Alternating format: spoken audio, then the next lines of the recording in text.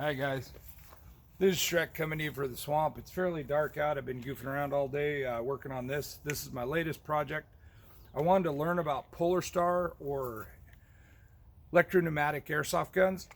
So my last G&G order, I bought a PolarStar Jack engine, and I bought the MLRS reg system that they got.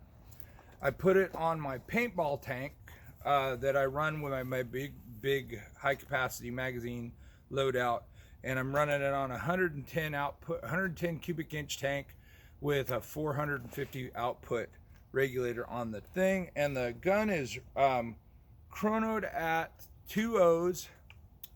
At my regulator says 120 psi to get 350 over the chronograph. Now this gun is right like that. This was a G&G combat machine. I blew up the gearbox internally, so the Jack is the drop-in engine. One thing that I noticed, if you haven't done a mod like this, I don't recommend it for anybody new into airsoft. That sounds pretty harsh, but I'm just being realistic.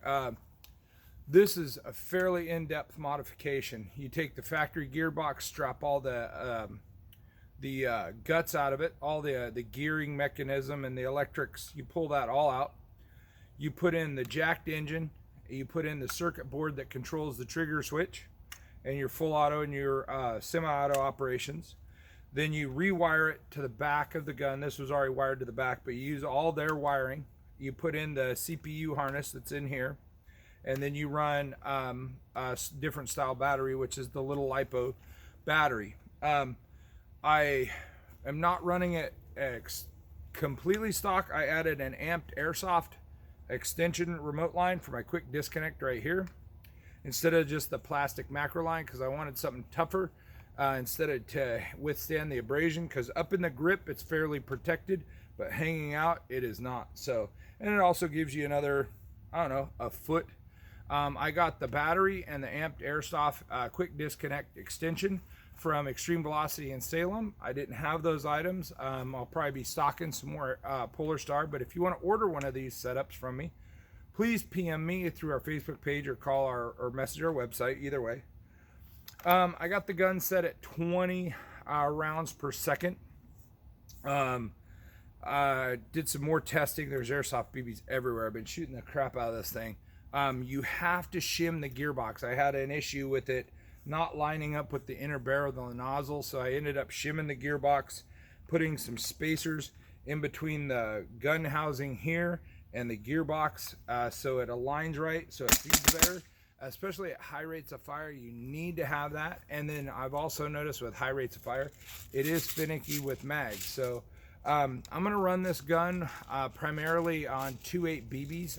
It's set up to chrono at 2 O's at 350. So, but I'm going to jump the BB weight up to 2.8 to give me a little more range. And the thing's pretty impressive at 20 BBs per second. I can turn it up. I might turn it up, but I will be using this gun at this coming Saturday at Eugene Airsoft is putting on an event down there, and Mother is running it, and I wanted to test this out. It's super light. It's a polymer upper and lower gun with the metal buffer, metal outer rail. I'm going to leave the stock orange on it just like it is. This gun was only used once before I destroyed the gearbox. I ran too hot of a LiPo battery on it for too long and just cooked it. So that's why I chose this gun as a platform. So I would recommend changing the bucking. I know I'm getting a little bit of feed issue because the bucking's too soft, but after I did the shimming of the gearbox to get it up to where it's aligned perfect, or as close to perfect in that outer barrel, so the nozzle lines up with the hop up perfect.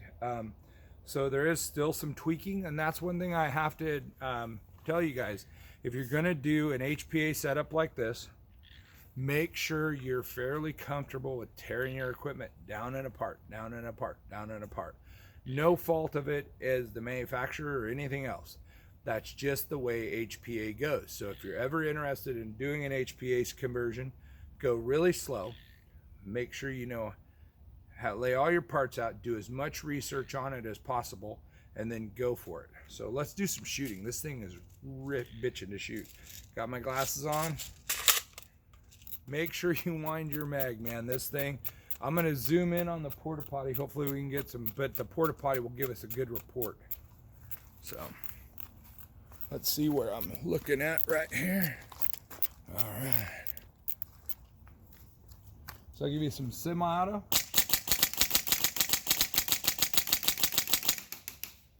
Now full auto.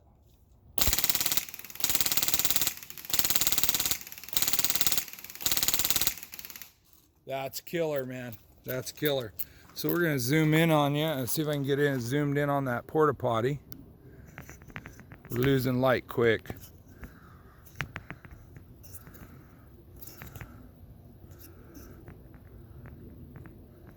All right, let's see if we get some shooting out of this.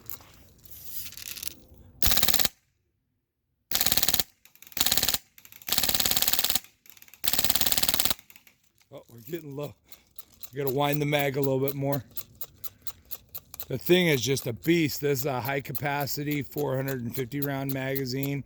It's well used. It's been pulled out of our chrono system.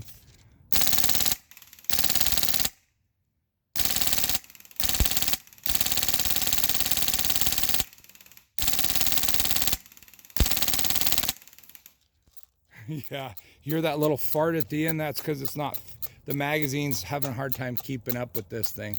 So, but I've been working on it all day, fine tuning and tweaking this thing. But the chrono is dead on. The engine varies a little bit in FPS over the chrono. You're only getting plus or minus 1 or 2.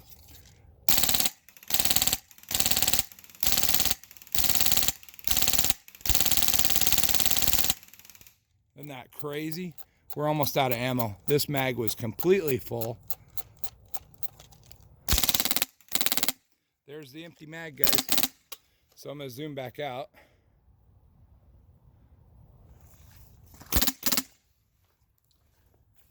So guys, that's it. This guy is completely empty. Full 450 round mag, empty. No issues. I burst fired it a bunch, but you saw how long those trigger pulls were. The rate of fire is really obnoxious at 20 rounds per second.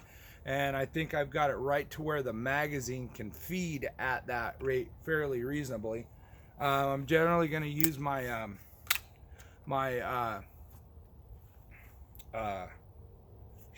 going to use my my Valken magazines instead of this G&G wind.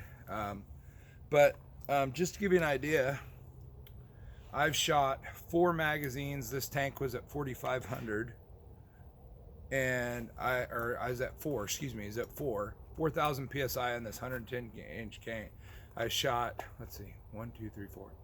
Shot 4 magazines. So I've shot 450 times 4, and it used 1,000 psi. So I highly recommend this kit for an experienced airsofter, especially if you got a gun you want to throw it in. Being with my experiences with paintball, I'm fairly comfortable with the pneumatic side of the gun. Installing it into the metal gearbox, the existing gearbox, was a bit of a challenge. The spring retainer or spring guide, I had to trim down 3/8 of an inch. Now that was rather interesting because I called PolarStar. PolarStar has a really good customer service. They're really, really good. That's why, I mean, everybody goes, oh, PolarStar is expensive. Well, their customer service and they're made in America. Where can you go wrong? Yeah, right? So everything's made in America. All their equipment is top notch in my opinion. Fit and finish. But learning the nuances of installing a gearbox into an AEG is difficult. So anyway, hope you liked the video. Please hit the thumbs up. If you haven't subscribed, please subscribe. So Sugar the Swamp out, guys. Bye-bye. Happy New Year 2020.